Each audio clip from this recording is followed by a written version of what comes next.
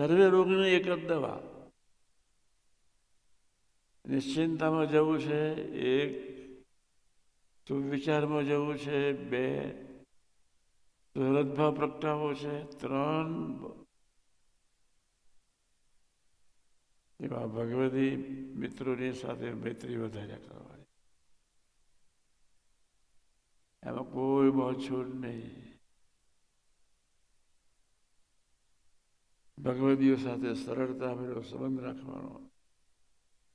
એમનું કોઈ સૂચન હોય હરેક સેકન્ડની એનો સ્વીકાર કરતા જ રહેવાનો.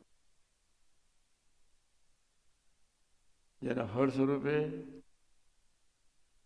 છેલ્લો જન્મ થઈ જાય. ખૂબ અઘરી વસ્તુ છે.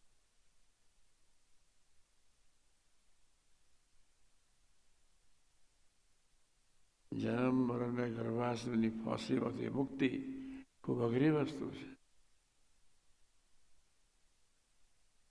8મા ઈશાનો પ્રલય ખૂબ અઘરી વસ્તુ છે.